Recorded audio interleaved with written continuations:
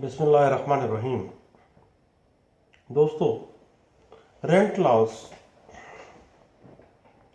आजकल Punjab rented premises act 2009 के गिर्द घूमते हैं। पंजाब रेंटेड प्रेमिसेस एक्ट जो है ये इंडिविजुअल्स के सब्सटेंटिव राइट को ही सिर्फ रिलेट नहीं करता, बल्कि प्रोसीजरल राइट्स भी यही फ्राहम कर रहा है। Punjab rented premises act 2009 landlord और टेनेंट के राइट्स की प्रोटेक्शन के लिए बनाया गया, और ये बात याद रखने के काबिल है कि सीपीसी 1908 की जो प्रोविजंस हैं वो पंजाब रेंटेड प्रेमिसेस एक्ट 2009 की प्रोसीडिंग्स में एप्लीकेबल नहीं है। अगर आप इजेक्टमेंट प्रोसीडिंग्स में हैं तो कतई सूरत सीपीसी 1908 का कोई हवाला नहीं दे सकते कहीं भी उन प्रोसीडिंग्स में जो पंजाब रेंटेड प्रेमिसेस एक्ट 2009 के तहत इजेक्टमेंट में जा रही हैं। सीपीसी एप्लीकेबल ही नहीं है। उसके बाद इजेक्टमेंट प्रोसीडिंग्स चल रही हैं 2009 के पंजाब रेंटेड प्रेमिसेस एक्ट के तहत। तो इजेक्टमेंट प्रोसीडिंग्स के दौरान में एक बात और याद रखने के काबिल है कि कानून शहादत आर्डर 1984 जो है वो एप्लीकेबल नहीं है। आप क्यूएसओ के मुताबिक अपनी शहादत नहीं करवाते हैं, बल्कि अदालत का एक स्पेशल लॉ के तहत अपना प्रोसीजर है। और ये प्रोसीजर ना सिर्फ प्रोसीजरल राइट्स दे रहा है, बल्कि सब्सटेंटिव राइट्स भी यही एक्ट दे रहा है।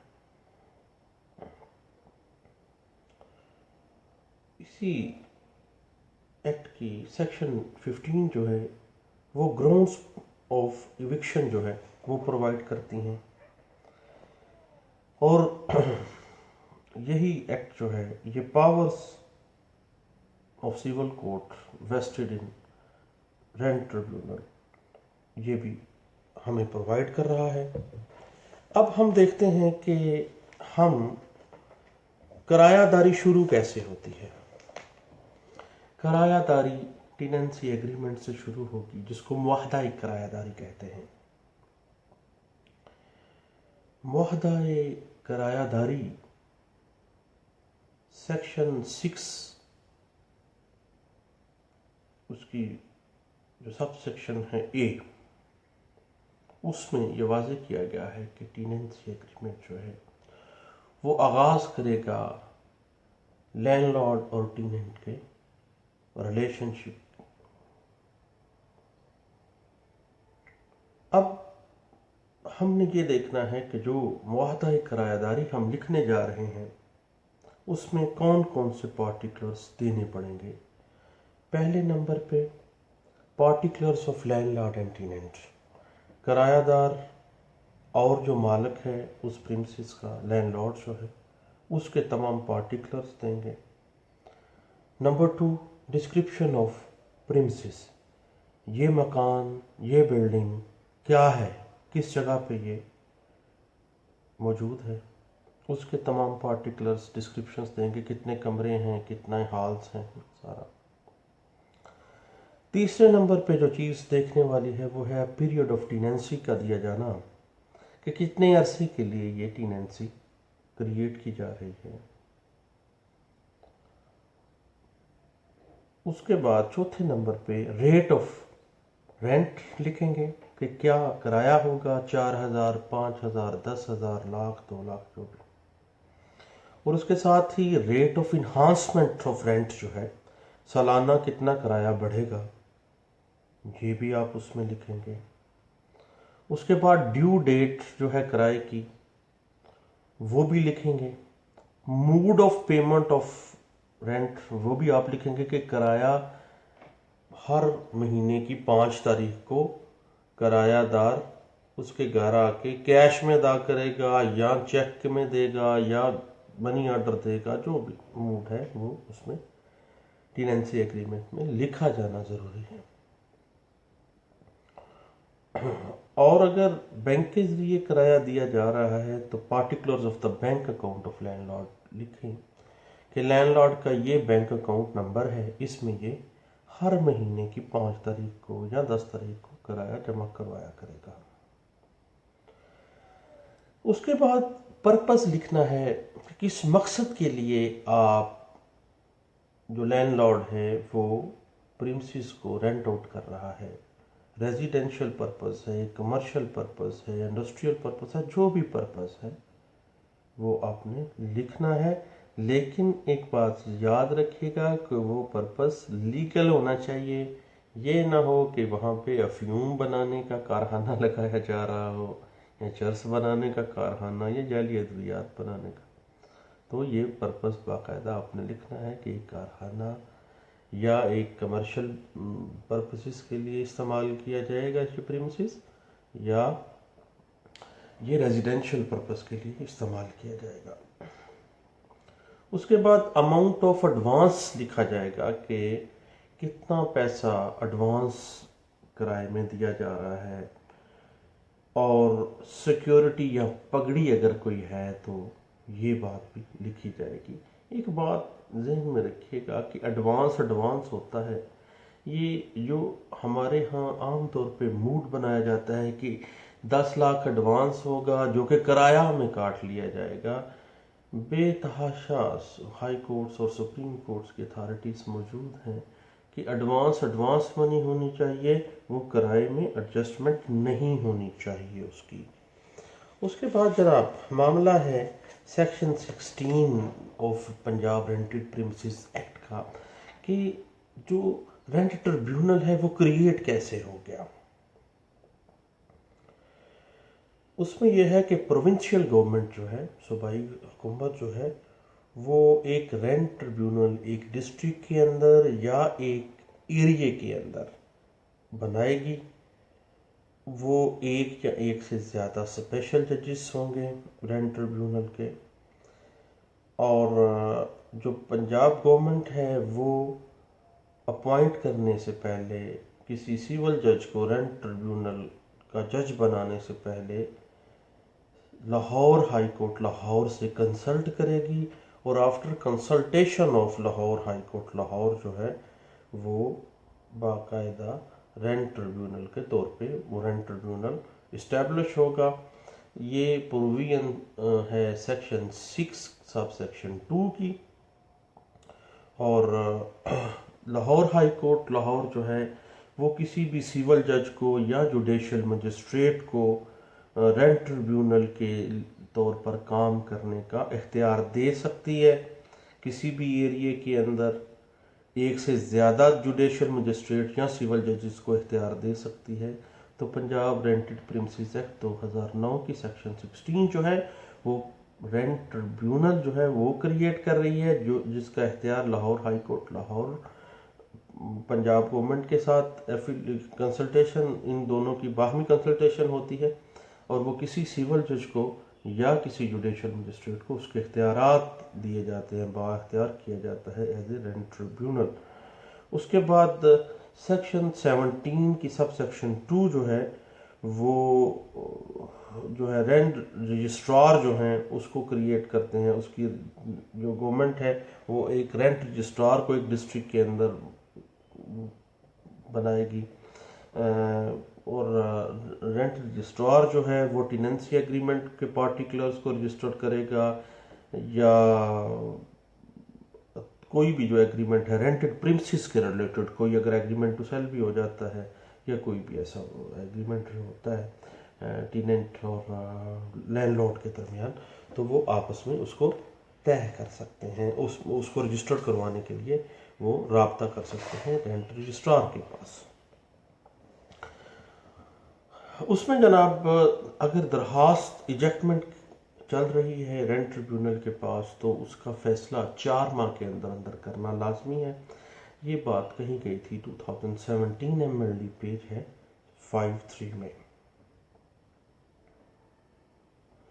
उसके बाद अगर section 30 of Punjab remitted princess act 2009 की खिलाफ वर्जी जो है की गई है तो वो इजेक्टमेंट की जो पटिशन है उसके ऊपर असरअंदाज नहीं होगी। ये बात कही गई थी 2017 एमएलडी पेज है 418 में। उसके बाद अगर दौरान किरायादारी मुआहदा बै या दावा तमील मुख्तस कर दिया गया है और वो ज़ेर समात चल रहा है टीनेंट और लैंडलॉर्ड के दरमियान, तो जो इजेक्टमेंट की पटिशन है वो खारिज इस बुनियाद पे नहीं हो सकती कि जनाब इनके दरमियान तो मुआहदा बै हो गया है या इनके दरमियान स्पेसिफिक परफॉर्मेंस ऑफ कॉन्ट्रैक्ट जो है उसका तो केस समात हो रहा है।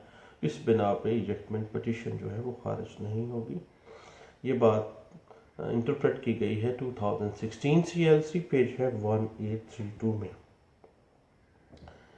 उसके बाद रेंट कंट्रोलर जो है उसके पास इख्तियार है कि कोई भी रीजनेबल प्रोसीजर, पता कि अगर वो चाहे, वो उसके ऊपर बाइंडिंग नहीं है CPC, लेकिन अगर वो चाहे तो CPC में भी अपना एक मुनासिब जो उसका प्रोसीजर है वो इख्तियार कर सकता है। ख्वाह वो प्रोसीजर CPC से ले ले या अपनी आज़ाद मर्जी के साथ, वो आज़ाद है, उसके पास इख्तियार जो है वो एक स्पेशल जज के तौर पे वो उसको इख्तियार रख रहा होता है। ये बात कही गई थी 2016 YLR पेज है 13 में और 2016 YLR पेज है 113 में। तो उसके बाद दरख्वास्त दखली जो है बजरिया अटारनी भी दायर की जा सकती है और इजेक्टमेंट पटिशन के लिए लैंडलॉर्ड की जो असालतन हाजिरी है वो लाजम नहीं है जनाब। ये बात कही गई 2016 YLR पेज है 293 में। और एक बड़ी टेक्निकल सी बात है कि अगर टेनेंसी एग्रीमेंट जो है वो अगर तहरीर नहीं किया गया तो तहरीरी मुआहदा किरायादारी जो है उसकी अदम मौजूदगी में किरायादारी की जो मुद्दत है वो ओनली 1 मंथ होगी। 1 मंथ। एक दफ़ा डिफ़ाल्टर होने के बाद किराया अदा करना भी किरायादार को कोई फ़ायदा नहीं होगा, क्योंकि टेनेंसी एग्रीमेंट ही नहीं जब लिखा गया तो किरायादारी किस चीज़ की क्रिएट हो गई। अगर ज़बानी किरायादारी थी तो वो 1 माह के लिए थी, बाद में एक दफ़ा डिफ़ॉल्ट कर गया है वो तो दोबारा आ गया है अगर किराया देने, तो वो उसको कोई फ़ायदा नहीं होगा, वो उसको इजेक्टमेंट में ही जाना पड़ेगा। ये बात मुख्तलिफ केसेस लॉ में डिस्कस की गई है। 2016 MLD पेज है 103 और 2015 CLC पेज है 1187। टेनेंसी एग्रीमेंट जो है ना वो लिखा जाना इंतहाई ज़रूरी है, उसके कंटेंट्स हमने अभी डिस्कस की हैं। ये बात इंटरप्रेट की गई थी 2016 YLR पेज है 405 में।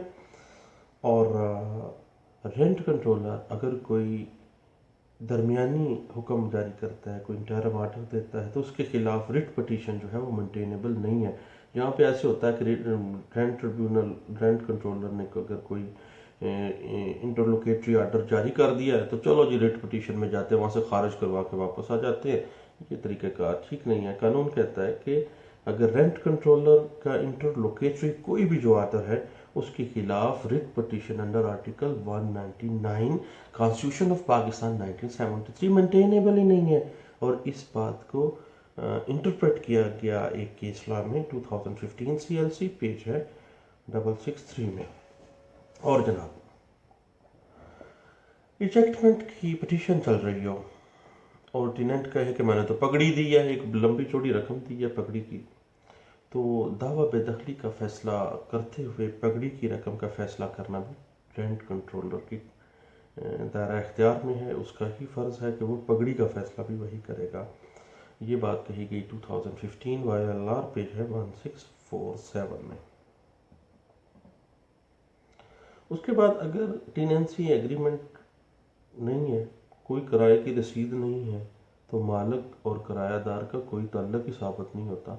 वो तो फिर इलीगल ट्रेसपासर तस्वर किया जाएगा, क्योंकि वो बंदा किरायादार तो है ही नहीं, ना ही वो साबित हो सकता है। ये बात 2015 PLJ 121 पेज पे इसको इंटरप्रेट किया गया था। उसके बाद अगर इजेक्टमेंट पटिशन चल रही हो तो अगर हम जो अदायगी कराया है वो बजरिया क्रॉस चेक जो है उसकी अदायगी नहीं हो सकती, बल्कि वो कैश ही जमा करवाना पड़ेगा आपको बैंक के अंदर, क्रॉस चेक नहीं हो सकता। ये बात कही गई 2015 SCMR पेज है 642 में।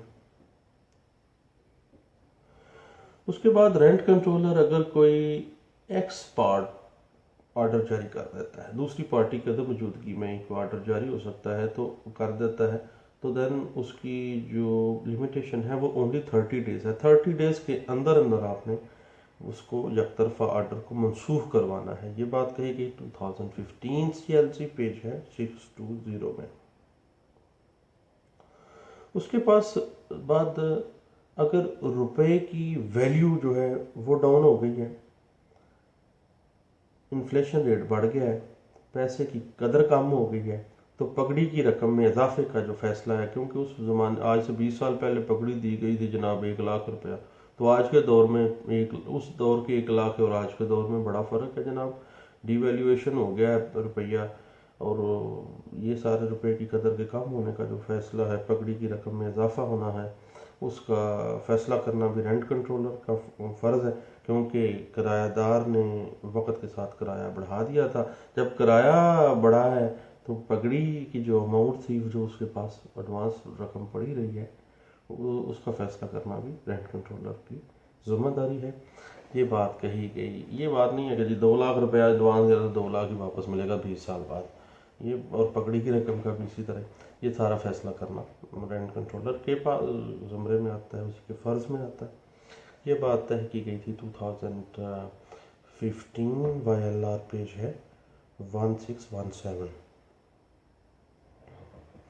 अब अगर किरायादार को पता चल गया कि मालिक जो है मकान का या उस प्रिमिसेस का वो फोत हो गया है, तो फिर भी उसी के नाम जाके किराया जमा करवाता रहा है, तो अगर जानबूझकर वो ऐसा कर रहा है, उसके अकाउंट में जाके जमा करवा रहा है, तो ऐसा करना जो है ना कस्तन डिफ़ॉल्ट के ज़ुमरे में आएगा, क्योंकि उसको पता है कि मेरा जो मालिक है जब वो फोत हो गया है तो उसके जो वारसान हैं, जो उसके बेटे हैं, उसके जो वारसान दीगर है, उसकी बीवी है, तो उसके पास जाकर उसको जमा करवाना चाहिए था।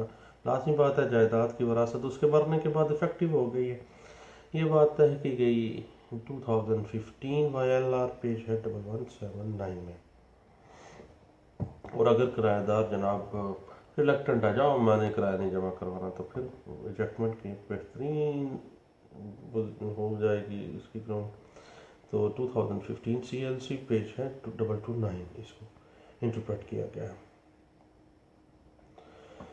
अब ये है कि किरायादार या उसकी जगह किराया अदा करने की बाबत अंडरटेकिंग देने वाला शख्स भी टीनेट के ज़ुमरे में आएगा। अगर कोई बंदा कहता है कि जी मेरे अपने भाई को ये प्रॉपर्टी रेंट पे लेके दे रहा हूँ, इसको दुकान डाल के देनी है, इसका किराया मैं दिया करूँगा, वो अंडरटेकिंग दे देता है, तो वो जिसने अंडरटेकिंग दी है वो टेनेंट सफर होगा।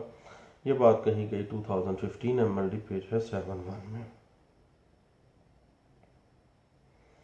और अगर किरायादार जो है हर माह की 5 तारीख से पहले पहले किराया जमा नहीं करवाता अदालत के अंदर रिजेक्टमेंट पिटीशन में, तो उसका लीव टू डिफेंड जो है वो ख़त्म किया जा सकता है।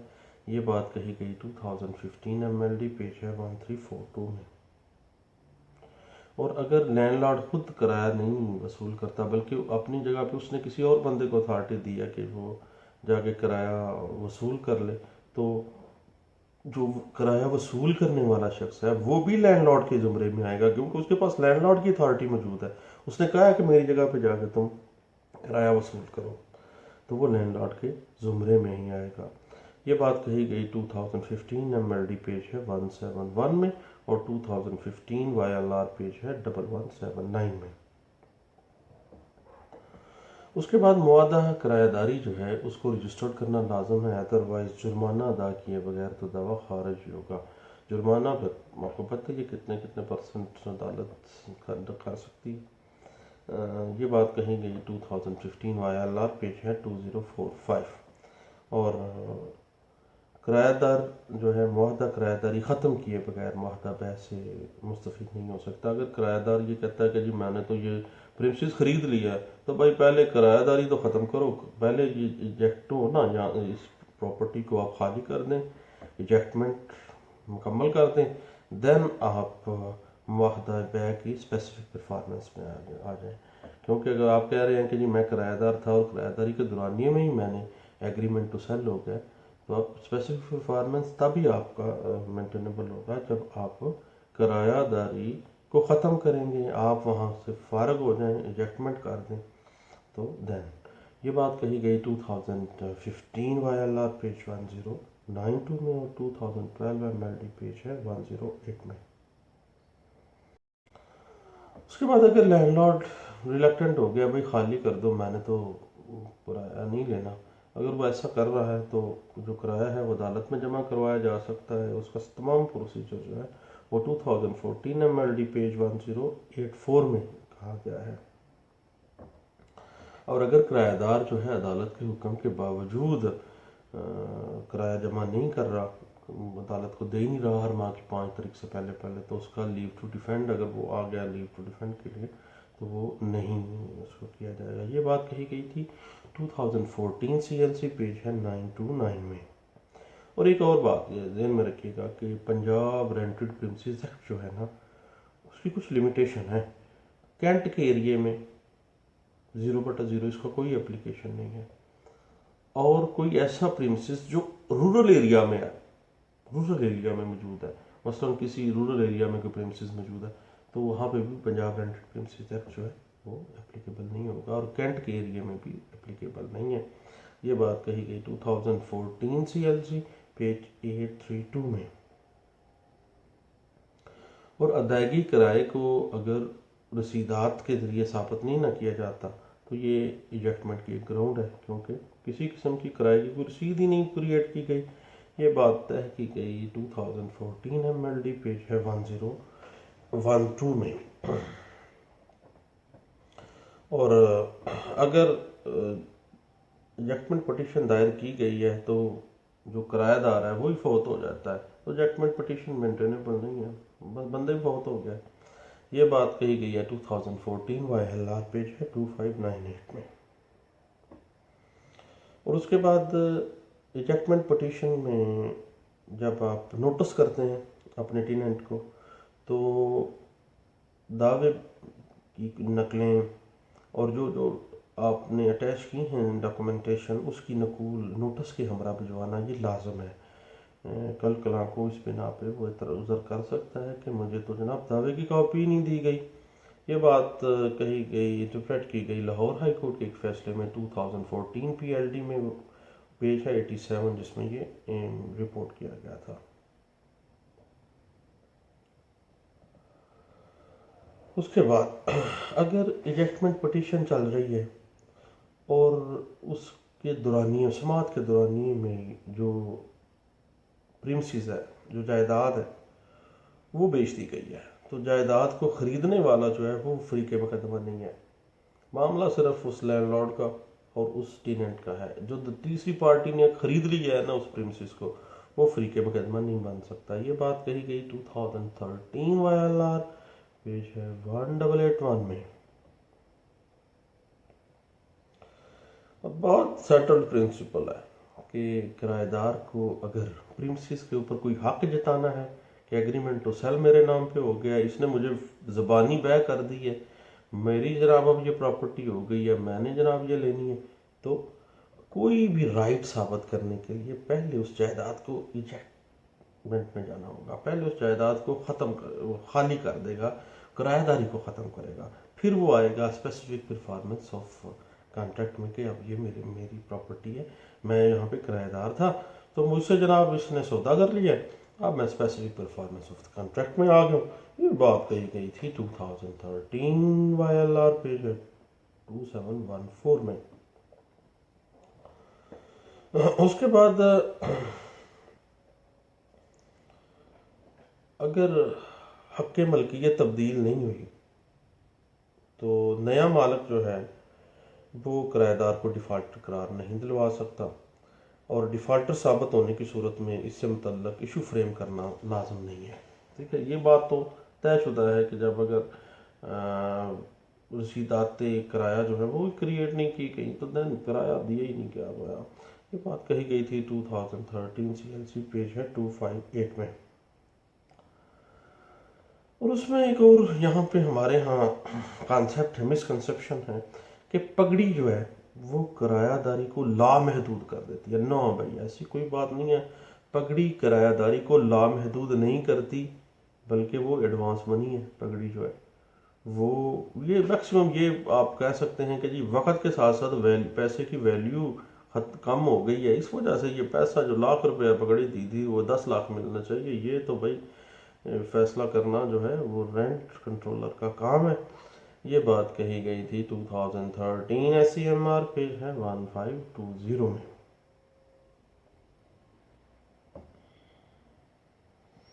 उसके बाद एक बड़ी टेक्निकल सी बात है कि इजेक्टमेंट पिटीशन में जो जुर्माने की रकम है वो अगर अदा नहीं की गई तो इस वजह से जो इजेक्टमेंट पिटीशन खारिज नहीं की जाएगी, क्योंकि जुर्माने की रकम बाद में भी अदा की जा सकती है। ये बात कही गई 2013 SCMR पेज है 1520 में। उसके बाद रेंट कंट्रोलर जो है कोई भी फाइनल ऑर्डर दे देता है, इंटरोगेटरी में तो पिटीशन नहीं होगी, जो अवेलेबल नहीं है। रेंट कंट्रोलर के फाइनल ऑर्डर के खिलाफ अपील होगी, ठीक है जी। रेंट कंट्रोलर के फाइनल ऑर्डर के खिलाफ अपील रवा होगी, अपील आप कर सकते हैं। ये बात कही गई 2013 MLD पेज है 371 में और 2009 YLR पेज है 136 में।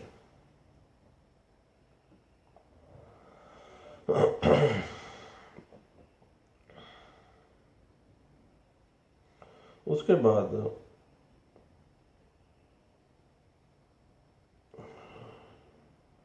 अगर रिजेक्टमेंट पिटीशन में ये साबित हो जाता है कि टेनेंट और लैंडलॉर्ड का रिलेशनशिप मौजूद था, ये बंदा वाकई किराएदार था और ये बंदा लैंडलॉर्ड था, साबित हो गया है, रसीदाते किराया आ गई हैं, टेनेंसी एग्रीमेंट आ गया है, देन इजेक्टमेंट पिटीशन में इजेक्शन जो है ना, इजेक्टमेंट वो लाजमी होगी। ये नहीं हो सकता कि इजेक्टमेंट जज साहब ना करें, करनी पड़ेगी उनको। ये बात कही गई 2012 YLR पेज 148 में। उसके बाद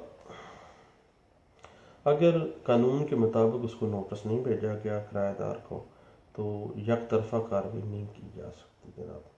और अगर की गई है यक तरफा कार्रवाई विद इन 30 डे, वो आके उसको खारिज करवा देगा, उसके पास इख्तियार है। तो ये बात डिस्कस की गई 2011 YLR पेज है 2705 में। और रेंट के जो जितने भी मामला हैं ये बात नहीं, 145 CRPC वाली कार्रवाई की मैं बात नहीं कर रहा जनाब, ये मैं बात कर रहा हूँ पंजाब रेंटेड प्रीमिसेस एक्ट 2009 की। जो उसके मामलात है ना, उसमें किसी भी मामले के ऊपर रिवीजन लाइन नहीं करनी, अगर करनी है तो अपील ही होनी है, रिवीजन में नहीं जाना। रिवीजन में जाने की गलती ना कीजिएगा, रिवीजन होती नहीं है इसकी, रेंट के मामलात में निगरानी नहीं होती। ये बात इंटरप्रेट भी की गई है एक केस लॉ में जो रिपोर्ट किया गया था 2011 PLJ Lahore high court page है 745 में। उसके बाद जो टेनेंट है वो मुआहदा जो किरायादारी है उसमें तो सी का मुतालबा बतौर राइट नहीं कर सकता कि मैं आपका 10 साल से किराएदार हूँ, तो मेरा किराया जो है, किराएदारी का जो एग्रीमेंट है उसको और बढ़ा दो ना भाई ना, एडजस्टमेंट आपको करनी पड़नी है।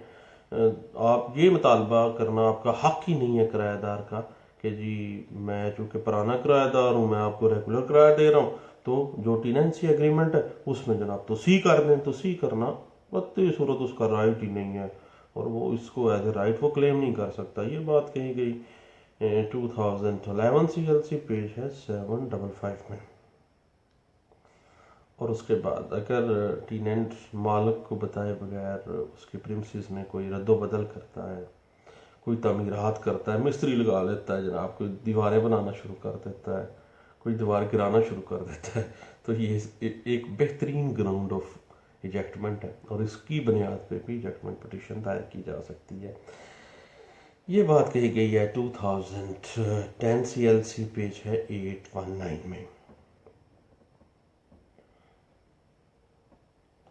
उसके बाद जब इजेक्टमेंट पिटीशन हो गई है या कोई भी पिटीशन दायर की है under Punjab rented premises act 2009, तो समन भेजेगा, नोटिस किया गया, नोटिस के साथ कॉपियाँ शॉपियाँ लगानी है जी लाजमी। जब नोटिस हो गया है, नोटिस की तामील हो गई है, तो विद इन तामील होने के 10 दिन के अंदर अंदर जब बंदा हाजिर हो गया, तामील हो गई है, बंदा भी अदालत में आ गया जनाब, तो विद इन 10 डेज जो टीनेंट है उसकी जानब से लीव टू डिफेंड की एप्लीकेशन दायर करनी होगी उसने। और अगर वो within 10 days leave to defend दायर नहीं करता तो किरायादारी का जो राइट टू डिफेंड है ना, ख़त्म कर दिया जाएगा, क्योंकि 10 दिन का टाइम है और 10 दिन के बाद 11वें दिन भी मुमकिन नहीं है। ये बात कही गई है 2010 CLC पेज है 847 में और 2010 YLR पेज है 109 में।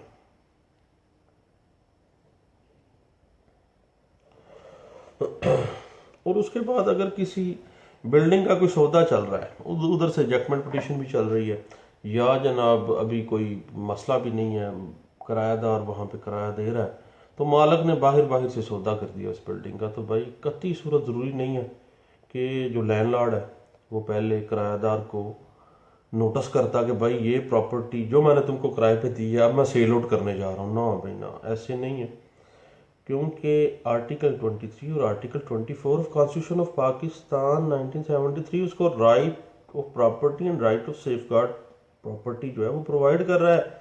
वो अपनी प्रॉपर्टी को एंजॉय कर सकता है, उसको पोजेस कर सकता है, उसको अपने पास रख सकता है, उसको डिस्पोज ऑफ कर सकता है, ये तमाम राइट्स उसके कॉन्स्टिट्यूशनल राइट्स हैं।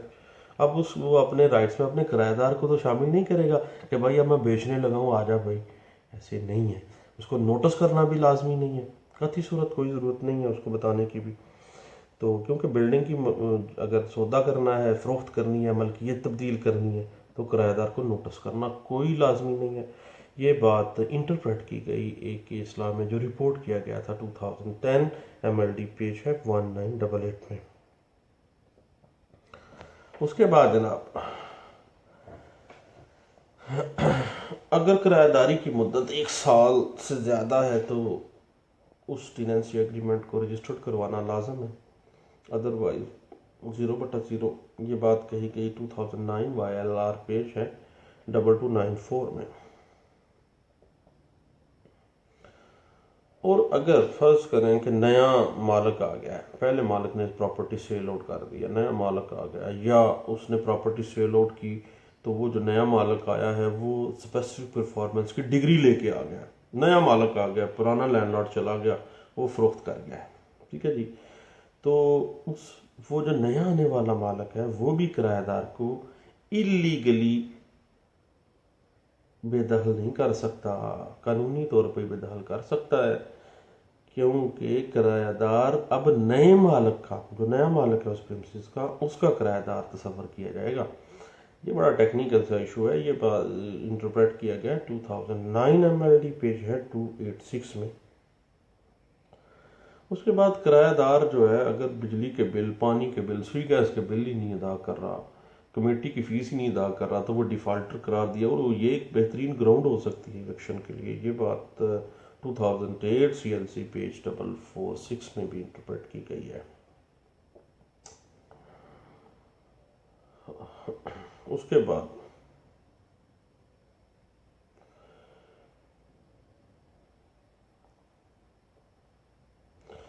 बाकी आ गया एग्जीक्यूशन का मामला। अब रेंट कंट्रोलर के दावा इजेक्टमेंट की जो एग्जीक्यूशन है वो उसी रेंट कंट्रोलर की कोर्ट में होगी जिसने वो इजेक्टमेंट पिटीशन पास की है। ये बात इंटरप्रेट की गई थी 2004 SCJ पेज है 547। उसके बाद किरायादारी में अगर इन्हांसमेंट ऑफ रेंट नहीं ना लिखा गया तो ये एक चीज़ रह गई थी कि जब किरायादारी लिखी गई कि जनाब किराया जो है वो हर साल कितना बढ़ेगा, 2 साल बाद कितना बढ़ेगा, तो ये बात रह गई है, किरायादारी एग्रीमेंट में मिस हो गई है। तो भाई 3 साल बाद जो अगर कमर्शियल बिल्डिंग है तो उसका किराया खुद ब खुद 25% के हिसाब से बढ़ जाता है। और अगर रिहायशी है तो देन 10% बढ़ जाएगा। ये कम अज़ कम है। ये बात इंटरप्रेट की गई थी 2003 CLC पेज है 40 में। और एक बड़ा टेक्निकल सी बात है कि रूरल एरिया के अंदर जो बिल्डिंग्स हैं उसके ऊपर पंजाब रेंटेड प्रीमिसेस एक्ट जो है वो एप्लीकेबल नहीं होगा, बल्कि ये तो होगा सिर्फ अर्बन के एरियाज में जो बिल्डिंग्स मौजूद हैं उसके ऊपर होगा। ये बात भी मुख्तलिफ जगहों पे इंटरप्रेट की गई है। और उसके बाद रेंट कंट्रोलर के पास इख्तियार है कि वो अगर डिफ़ॉल्ट है, पिछले कई सालों से वो किराया ही नहीं दे रहा किराएदार, और अब मालिक मकान तंग आके अदालत रेंट कंट्रोलर के पास आ गया है, तो रेंट कंट्रोलर जो है मैक्सिमम प्रीवियस 3 ईयर तक का किराया जमा करवाने को कम दे सकता है कि पिछले 3 सालों का किराया जमा करवाओ जो तुमने दिया नहीं है अपने लैंडलॉर्ड को। ये बात इंटरप्रेट की गई 2002 YLR पेज है 1353 में कि उसके बाद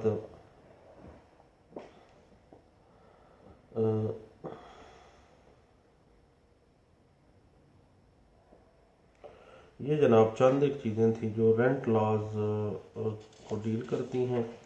और पंजाब रेंटेड प्रीमिसेस एक्ट 2009 से मुतल्लिका है।